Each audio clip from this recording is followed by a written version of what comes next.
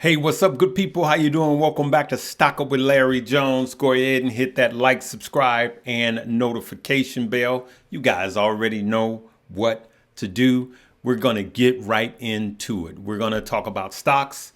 We may just touch a little bit on, and crypto a little bit, overall market. And then I'm going to show you some plays that I got into. And I'm going to show you some of the things that we discussed this morning in the Patreon. Before I say that, hey, tomorrow we will be going live. That's Stock Mo, myself, Keenan Grace, and probably Stocks with Josh, though he is traveling, okay? So we will be going live at 7 p.m. New York time, Eastern Standard Time on tomorrow, right? So I want you guys to chime in, especially my family, and show me a little support, all right? Let's go right into it. Look at this. Stock market, Dow, NASDAQ, S&P recover from lows as Treasury yields hit highest levels since July. So the yields are going up, and I believe a 30-year right now is like 6.8 for a 30-year mortgage, though the Fed has cut rates because of what's going on with everything else. To mortgage a house is actually spiking higher. And inflation is spiking a little higher. So the question is, should the Fed have went 50 basis points? I think no.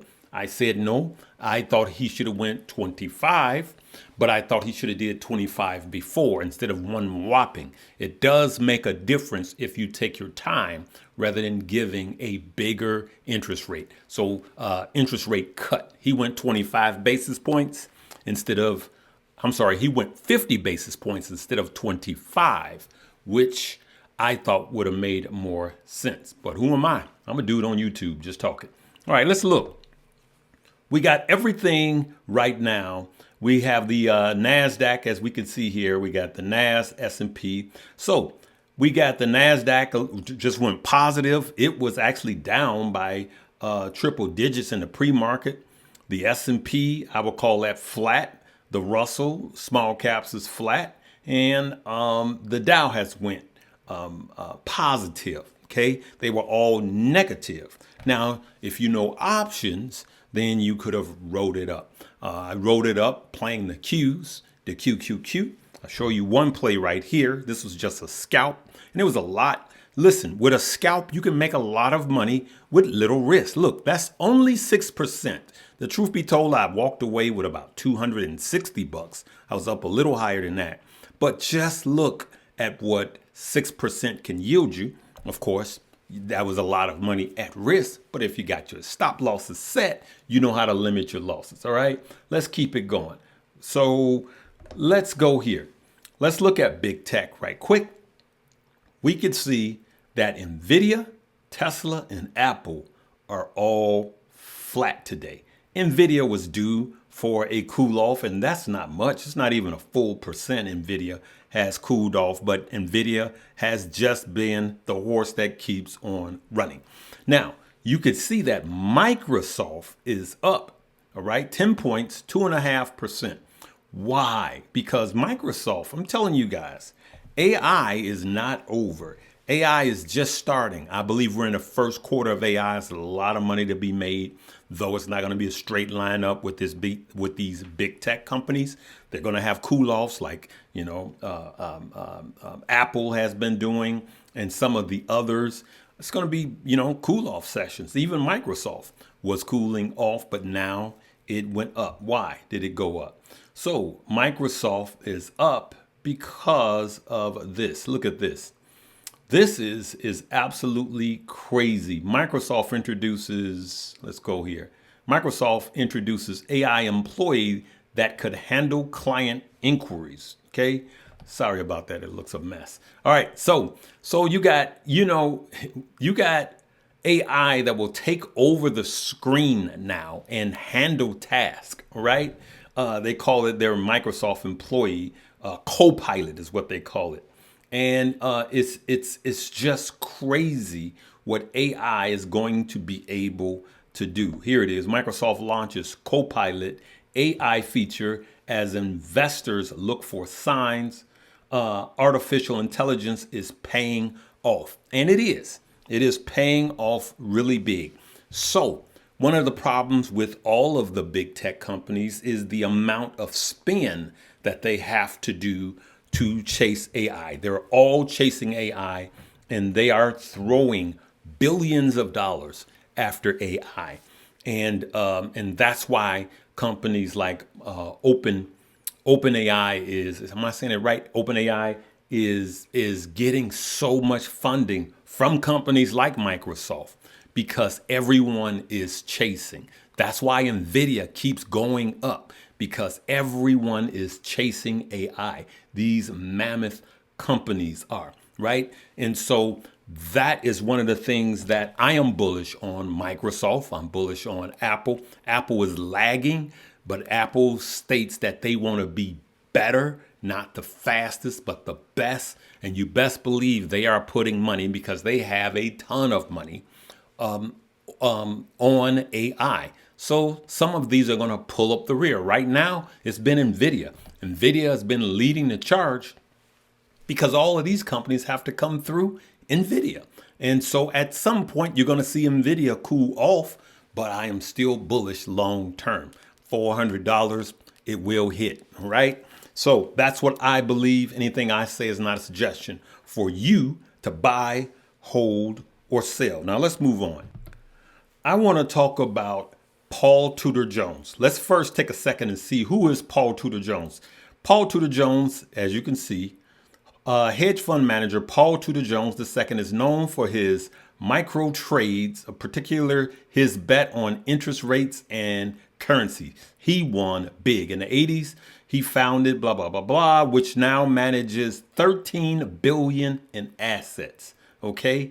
And so he's no dummy if he is managing 13 billion in assets. Now, I want you to listen to this and we'll discuss this conference. But before I do that, is this, given all of the things you're saying, are you off buying gold and Bitcoin and I think all roads lead to inflation. We're going to end up, but does all roads lead to inflation? Therefore, gold is a good investment. Is Bitcoin a good investment to you? I'm long gold. I'm long Bitcoin. I think commodities are so ridiculously underowned. So I'm long commodities. I think most young people find their inflation hedges via the NASDAQ. That's also been great. It's probably some combination. I probably have some basket of gold, Bitcoin, commodities, and NASDAQ, something like that. And I would own zero fixed income. So I'm with Paul. That's my cousin, Paul Tudor Jones. Can I borrow $5? So equities, I'm still going to be in equities for those of you that are running for the hills and just have all cash and not in, and Bitcoin. All right. And I keep showing you guys every day, Larry, why do you talk about Bitcoin so much? Because it has taken such a bad rap by the very people that own these news sources that put out the bad reps. And these billionaires, hedge funds, and banks are buying. So if you're older, judging on what Paul said, you should look at buying a little Bitcoin. Not, tapping into your retirement, but just take a few $100 and put it in. What can you lose? And if you're younger, maybe buy some gold. Look, it's good to be well diversified is what I'm saying. All right. Remember, anything I say is not suggestion for you to buy, hold, or sell. I'm just talking about what Larry is doing. Now, I haven't been into like the gold and silver like I was in the past. But, hey, he raises a good point. Listen, there's something else that's happening, right? Robinhood is having their event, and they are rolling out a new desktop platform. And this is going to bring the bigger traders in. Big traders don't trade on phones like we do. They have computers on top of computers, and these are the ones, the hedge funds and the big whales with piles of money. Now, yes, I trade on computers too, but most people are trading on their phones in the last 4 years. I think Robinhood had like almost 20 million new investors since 2020, right? But I know that there's been more than 20 million added. All right. And most of those were young people. Now, I want you to listen to what Vlad Robinhood is saying. And of course, it ties back in to Bitcoin. Being the market leader in active trading, growing market share. We've done very well on mobile historically among younger people and folks that primarily trade and invest on mobile. But about half of the market is on desktop web, where you have more real estate on the screen. You can do more sophisticated things like have charts and data and the trading in the same interface. And so we weren't really a player in that space, but last night we announced a new platform which we're calling Robinhood Legend, which is the first platform on desktop that we built specifically for the needs of active traders. And the feedback was really positive. I mean, really, there hasn't been a great trading platform built with modern technology and with charts integrated until we announced Robinhood Legend. So we had 1,000 people sign up and get access to the product in the first 40 seconds. So I don't know if you saw, but Stan Druckenmiller yesterday made a comment about another trade that he thinks may be indicative of where this presidential campaign could go, which is the crypto trade, the trade around Bitcoin. I'm curious about how you see crypto moving. Obviously, Bitcoin has moved higher, and whether you think that's a sign of former President Trump gaining a lead in this election, because there's a view that he may be more pro-crypto. At the same time, I think there's a sense that Vice President Harris may be more open to crypto than she used to be. I don't know if you see a massive distinction between the two. Both candidates seem like they're in favor of the U.S. being a leader in the space, which I think is a welcome departure from the status quo.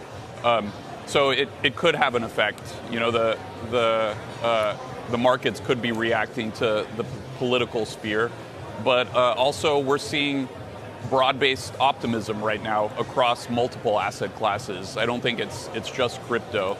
And, you know, markets shift up and down. The scenario can change very, very quickly. But right now, when we talk to our traders, many of whom are at this event, they're expressing a lot of optimism. You know, they believe the future is going to be better than the past. So there you have it. I talk a lot about it right now because I don't want to wait until, you know, Bitcoin is over 100,000 and start making a lot of noise. You're right. I don't want to be the one that says, I told you so. Look at my portfolio. I made all of this money. I want you guys to ride with me responsibly. OK, and so that's why I just keep bringing it up. I try to show what the whales are doing and what the market makers are doing. And while it's happening rather than afterwards. I've been, you know, ringing the bell for years now, right? I didn't understand it at first. In 2020 is when I really started dipping my toe in. I talked to someone the other day that was in since 2016. And so it is what it is, good people. Now I'm going to talk. I'm going to show you some plays I'm in, and I'm going to just touch on Bitcoin miners because I know a lot of you guys have been asking. But first, I just wanted to share with you guys that want to know more about the stock market. Stock Up You, all right, is going to be the top link below. Stock Up You. Make sure you take the class. People are making money when they take the class. Stocks and crypto all in one class, and you guys know who is teaching. All right, we have a variety of people. It's not just myself. It is priced very cheaply. Okay, 1/10 of what it should cost. Don't wait. While you're waiting, you're losing money. You know, I always say, invest, learn, test, earn. Invest, learn, test, earn. Invest in yourself first. Learn what you invested in, test it, and then earn. It's just that simple. And then Moomoo, of course, 8.1% on your uninvested money, plus up to 20 free stock, good people. 20 free stock with your deposits of $100 or $1,000. Moomoo offers low trading fees. You can trade U.S. stocks, ETFs, and options with zero commissions. No minimum deposit required, no account maintenance fees, also zero platform fees and zero contract fees for equity options and ETF options. Other fees may apply. For more information, visit moomoo.com/US pricing. You also get access to many pro tools as well, such as option price calculator, real-time options chain, options unusual activity, etc. if you trade options, don't miss out. Now let's take a look at the Bitcoin miners. Larry, why aren't you talking about the Bitcoin miners? Why aren't you talking about them? I don't have to talk about them. Good people, I brought them to the family. You know, I can't continue to talk about everything. And, you know, there are some Bitcoin miners that are doing well. All right. Just take the lessons and run with it. I'm actually out searching for more food to eat. All right. So I just had to say that, especially the one guy that he just won't leave it alone. All right. But anyway, look, Clean Spark, everything today is pretty flat, right? But look at the week, right? Cypher is the winner for the week. Clean Spark is killing it, yes, but for the week, Cypher is killing it for the week. But if you look for the month, good people, Clean Spark is cleaning up, but Clean Spark and Riot are right there. Look at that, 32% between the two. But Cypher is actually killing it at 83% over the last month, right? Then MicroStrategy. But if you go year to date, that's when you see clearly that MicroStrategy has been the fastest moving car. If you go to the year, you will see MicroStrategy has killed it. Riot has been flat. Mara's doing well. You know, you guys know I had the CEO of Mara here on the show, and Clean Spark. I like my man, the CEO of Clean Spark. We're going to have him back on the show again. It has been killing it, but MicroStrategy has been killing it. Now, Larry, why did you shift? Because you can't pay attention to everything. So let's just go to an altcoin like Solana, which I talk a lot about, that I have a lot. All right. So if we go from a year with Solana, we're talking about 483%. So I'd rather you make that on top of that. So that's what my job is. And we're not even going to touch the meme coins because they are astronomically blowing out everything else. So yes, there is money to be made with the miners. And yes, you know, you guys, everyone has to do what's good for you. But I just remember in 2020 and 2021, when the bull market started cooling off in 2021, I moved to crypto, and then crypto was still in its bull market. So I just went where the money is. Okay.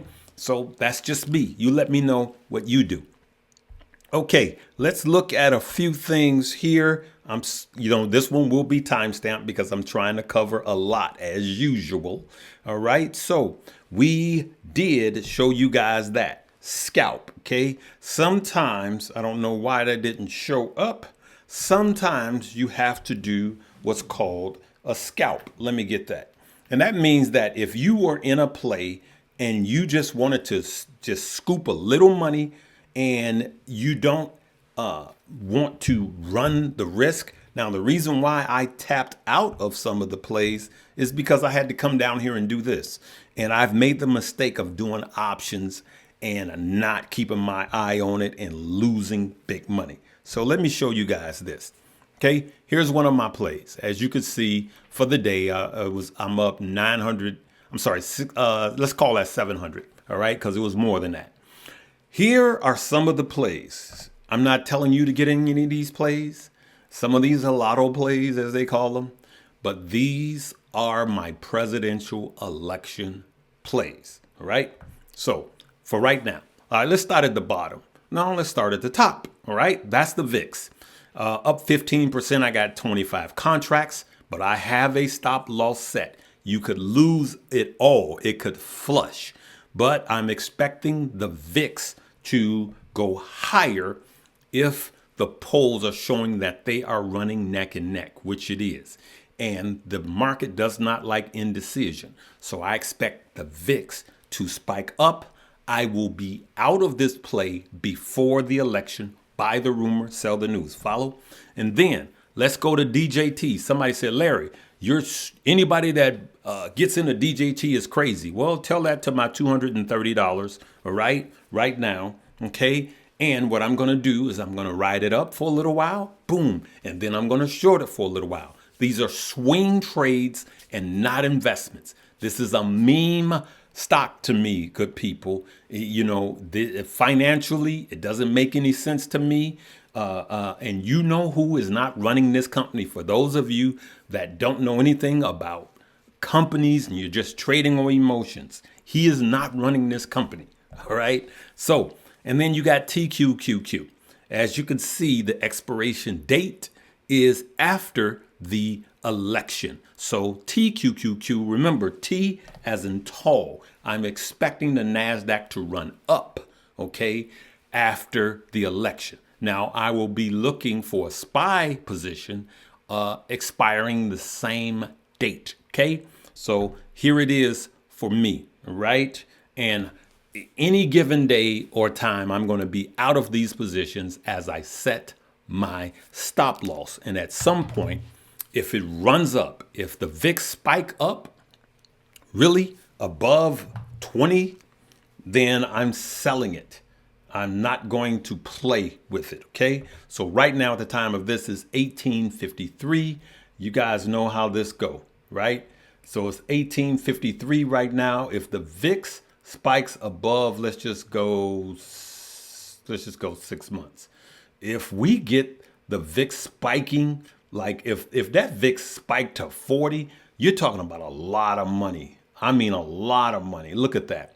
A lot of money. But realistically, if it spikes above 20, so let's say 25-ish, I could take my money and run. I could sell half of my positions, follow, and then put a tight stop loss on the other half. Let's not be greedy and try to maximize what we think it'll get, because those of us that play options, if you're new and fresh, that's how you lose money. All right. And we're not in this game to do that.